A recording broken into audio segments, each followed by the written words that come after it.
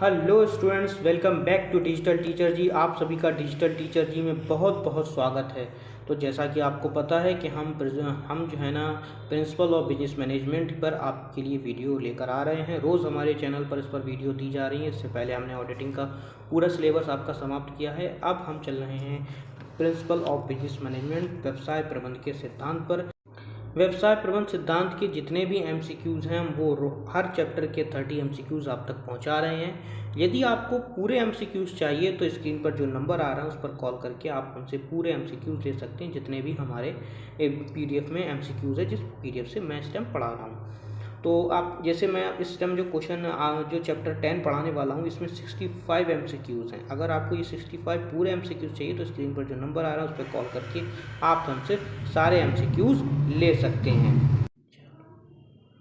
तो हमारी इस वीडियो का पहला प्रश्न क्या है? तो इस वीडियो का पहला प्रश्न जो आपकी स्क्रीन पर दिखाई दे रहा है कि लघु उद्योगों के लिए क्या उपयुक्त है। लघु उद्योगों के लिए क्या चीज़ उपयुक्त रहती है? तो लघु उद्योगों के लिए क्या उपयुक्त रहती है? सही ऑप्शन है इसका ऑप्शन नंबर बी, केंद्रीयकरण। लघु उद्योगों के लिए क्या उपयुक्त रहता है? केंद्रीयकरण उपयुक्त रहता है। इसी के साथ हमारा नेक्स्ट क्वेश्चन नंबर 2 आपकी स्क्रीन पर। क्वेश्चन नंबर 2 देखिए आपसे क्या कह रहा है। क्वेश्चन नंबर 2 आपसे कह रहा है प्रबंधकीय कार्य की चाबी है। प्रबंधकीय कार्य की चाबी क्या है? इसको अभी से कहते हैं। इसका सही ऑप्शन है ऑप्शन नंबर ए, प्राधिकारी। क्या होता है? हमारा प्रबंधकीय कार्य की चाबी के रूप में कार्य करता है। जैसे ताले के लिए जो काम चाबी करती है, वैसे ही हमारे किसी भी प्रबंध के लिए प्राधिकारी वही कार्य करता है। इसी के साथ हमारा नेक्स्ट क्वेश्चन नंबर 3 आपकी स्क्रीन पर। क्वेश्चन नंबर 3 देखिए आपसे क्या कह रहा है। क्वेश्चन नंबर 3 कह रहा है प्रबंध के प्रत्येक स्तर पर अधिकार का भारांपण निम्नवत में से किसके विकास बल पर देता है? मतलब किसके विकास पर बल देता है? तो किसके विकास पर बल देता है? तो सही ऑप्शन है इसका ऑप्शन नंबर डी, इनमें से कोई नहीं। इनमें से किसी के विकास पर वो बल नहीं देता। Option number D is a right answer, इनमें से कोई नहीं। इसी के साथ हमारा 4 क्वेश्चन आपकी स्क्रीन पर। 4 क्वेश्चन आपसे क्या कह रहा है? 4 क्वेश्चन आपसे कह रहा है कि प्राधिकारी संपर्क द्वारा निम्न में से किसका विकास होता है? प्राधिकारी संपर्क से निम्न में से किसका विकास होता है? तो निर्देशकों का, कर्मचारियों का, प्रबंधकों का। तो इनमें से किसी का भी विकास नहीं होता है। इसका भी सही ऑप्शन है ऑप्शन नंबर डी, इनमें से कोई नहीं। Option number D is a right answer. इसी के साथ हमारा 5 क्वेश्चन देखिए हमसे क्या कह रहा है। 5 क्वेश्चन हमसे कह रहा है कि विकेंद्रीयकरण व हस्तांतरण दोनों एक सिक्के के कितने पक्ष है? तो दोनों ही एक सिक्के के 2 पक्ष हैं। Option number B is a right answer. एक सिक्के के 2 पक्ष होते हैं ऑप्शन। इसी के साथ हमारा नेक्स्ट क्वेश्चन नंबर 6 आपकी स्क्रीन पर। क्वेश्चन नंबर 6 क्या कर रहा है? सत्ता का विकेंद्रीकरण, सत्ता होगा, ये गलत लिखा हुआ है यहाँ पर। सत्ता का विकेंद्रीकरण संभव है। सत्ता का विकेंद्रीकरण संबंध है वो प्रतियोजक के द्वारा। किसके द्वारा? प्रतियोजन के द्वारा। Option number A is right answer. प्रतियोजन के द्वारा ही सत्ता का विकेंद्रीकरण संभव है। इसी के साथ हमारा नेक्स्ट क्वेश्चन नंबर 7 आपकी स्क्रीन पर। देखिए क्वेश्चन नंबर 7 आपसे क्या कह रहा है कि विकेंद्रीकरण होता है। विकेंद्रीकरण होता है तो विकेंद्रीकरण क्या होता है? प्रजातांत्रिक होता है। कैसा? प्रजातांत्रिक होता है। Option number B is a right answer, ये प्रजातांत्रिक होता है। इसी के साथ 8वां क्वेश्चन आपकी स्क्रीन पर। विकेंद्रीयकरण है तो कैसा है विकेंद्रीकरण? प्रकृति से समग्रवादी। कैसा है ये? प्रकृति से समग्रवादी। Option number A is a right answer, प्रकृति से समग्रवादी। इसी के साथ हमारा 9 क्वेश्चन आपकी स्क्रीन पर। 9 क्वेश्चन क्या कह रहा है? विकेंद्रीकरण भारांपण के फलस्वरूप मिलने वाले दायित्वों का आकार होता है। उपयुक्त कथन किसका है? यह कथन किसका है? तो ये कथन हमारा किसका है? ये कथन है EFL ब्रेच का। Option number C is a right answer, EFL ब्रेच का। इसी के साथ नेक्स्ट क्वेश्चन नंबर 10 आपकी स्क्रीन पर। क्वेश्चन नंबर 10 देखिए आपसे क्या कह रहा है। तो क्वेश्चन नंबर 10 आपसे कह रहा है प्रबंध का न्यूनतम नियंत्रण किसमें किया जाता है? प्रबंध का न्यूनतम नियंत्रण किसमें किया जाता है? कौन ऐसा है जो प्रबंध का न्यूनतम नियंत्रण करता है? तो इसका सही ऑप्शन है ऑप्शन नंबर ए, विकेंद्रीकरण में। किसमें? विकेंद्रीकरण में किया जाता है। Option number A is a right answer.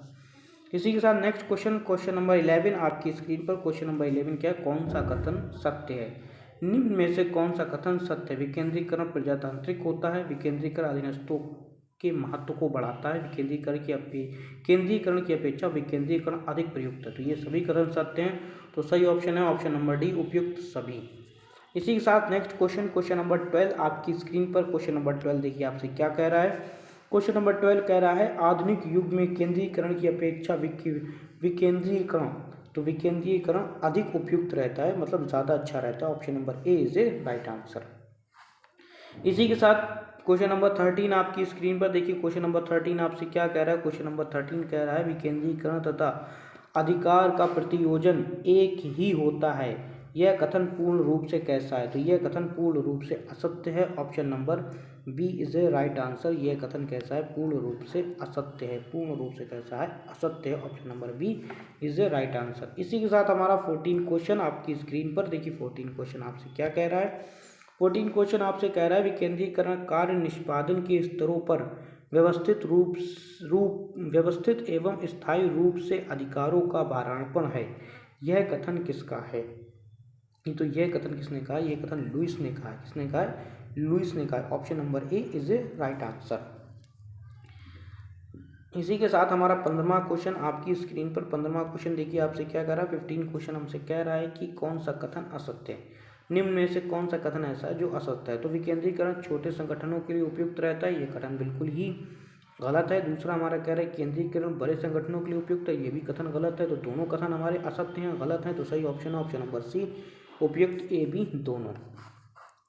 इसी के साथ 16वां क्वेश्चन आपकी स्क्रीन पर। 16वां क्वेश्चन देखिए आपसे क्या कह रहा है। 16वां क्वेश्चन हमारा कह रहा है कि बड़े आकार वाले उपक्रमों के लिए क्या उपयुक्त है। बड़े आकार वाले उपक्रमों के लिए क्या उपयुक्त है। तो सब जानते हैं बड़े आकार का जो उपक्रम होते हैं, बड़े आकार के जो बिजनेस होते हैं, उनके लिए विकेंद्रीकरण भी उपयुक्त रहता है। क्या रहता है, विकेंद्रीकरण उपयुक्त रहता है। इसी के साथ 17वां क्वेश्चन आपकी स्क्रीन पर। देखिए 17वां क्वेश्चन आपसे क्या कह रहा है। 17वां क्वेश्चन आपसे कह रहा है विकेंद्रीकरण है, विकेंद्रीकरण क्या है।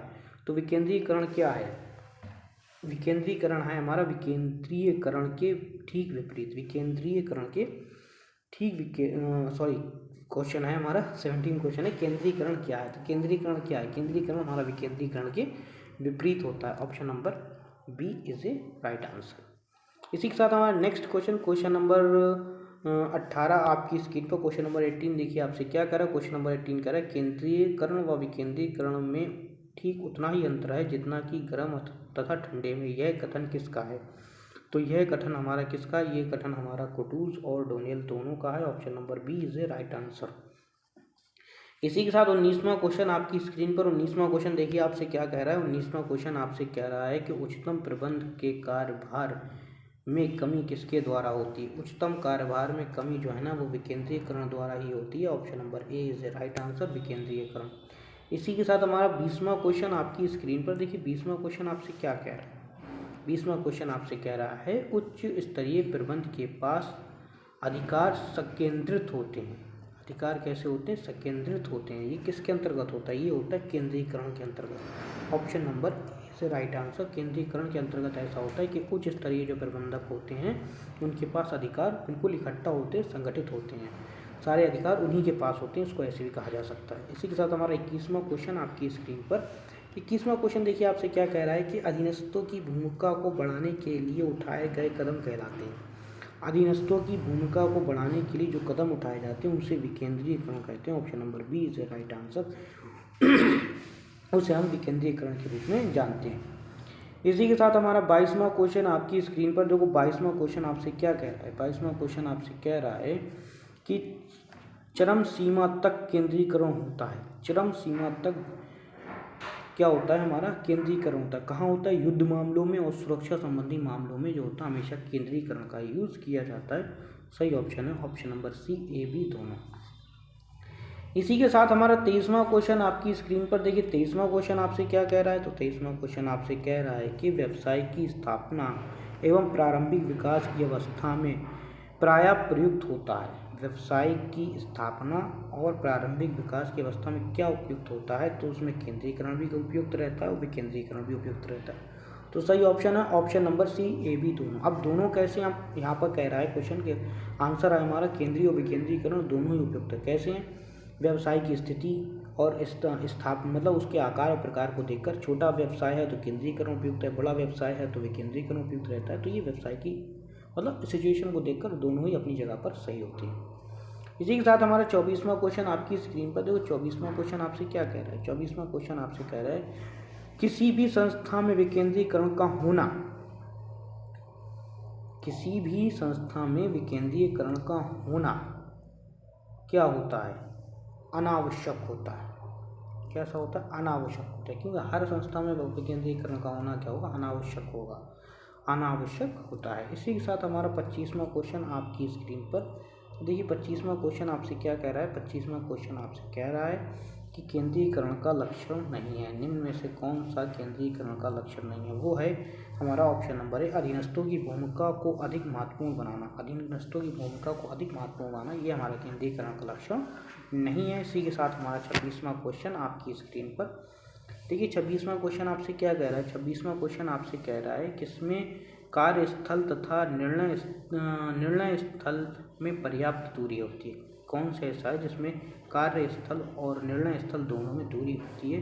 वो होता है हमारा केंद्रीकरण के अंतर्गत। ऐसा कब होता है? केंद्रीकरण के अंतर्गत ऐसा होता है। इसी के साथ हमारा नेक्स्ट क्वेश्चन नंबर 27 आपकी स्क्रीन पर। क्वेश्चन नंबर 27 देखिए आपसे क्या कह रहा है? केंद्रीय का लाभ होता है। केंद्रीय का क्या लाभ होता है? क्रियाओं की एकरूपता, संकटकालीन परिस्थितियों में आसानी से सामना। अगला है व्यक्तिगत नेतृत्व में सुविधा तथा प्रभावी नियंत्रण। तो ये सभी केंद्रीय का लाभ है, तो सही ऑप्शन है ऑप्शन नंबर डी, उपयुक्त सभी। इसी के साथ 28वां क्वेश्चन आपकी स्क्रीन पर देखिए। 28वां क्वेश्चन क्या कहता है हमसे? 28वां क्वेश्चन हमसे कह रहा है कि एकांकी व्यक्ति नियंत्रण विश्व में सर्वश्रेष्ठ है यदि वह व्यक्ति इतना बड़ा हो जाए कि वह प्रत्येक कार्य की व्यवस्था कर सके। यह कथन के लेखक हैं। इस कथन के लेखक कौन है? तो इस कथन के लेखक हमारे विलियम आर ब्रेसेट हैं। Option number A is a right answer. इसी के साथ हमारा नेक्स्ट क्वेश्चन नंबर 29 क्या कह रहा है? आज का लास्ट सेकंड क्वेश्चन, केंद्रीयकरण दोष नहीं है। केंद्रीकरण किसका दोष नहीं है? केंद्रीकरण का दोष नहीं है। कौन कैसा है इसमें से जो केंद्रीकरण का दोष नहीं है? तो केंद्रीय पर प्रभावी नियंत्रण होना। क्या होना? प्रभावी नियंत्रण होना, इसका दोष नहीं है। तो option number A is the right answer. इसी के साथ हमारा नेक्स्ट क्वेश्चन नंबर 30 आपकी स्क्रीन पर क्या कह रहा है? केंद्रीयकरण कब उपयुक्त नहीं होता है? केंद्रीयकरण कब उपयुक्त नहीं होता है? तो कब ऐसा हो सकता है जो केंद्रीकरण उपयुक्त नहीं होता है? जब संगठन बड़े आकार का होता है। Option number A is a right answer. जब संगठन बड़े आकार का होता है तो केंद्रीकरण उपयुक्त नहीं रहता, वहाँ पर केंद्रीकरण का यूज़ करना पड़ता है। इसी के साथ हमारी आज की वीडियो भी समाप्त होती है। और अगर आपको इस वीडियो के जो ये हमारे पूरे क्वेश्चन दिख रहे हैं, आपको ये सारे क्वेश्चंस चाहिए और विद आंसर्स के, तो आप हमसे कॉल करके, जो स्क्रीन पर नंबर आ रहा है उस पर कॉल करके हमसे सारे प्रश्न ले सकते हैं। इसी के साथ मिलते हैं हम आपसे नेक्स्ट वीडियो में। तब तक के लिए जय हिंद, जय भारत।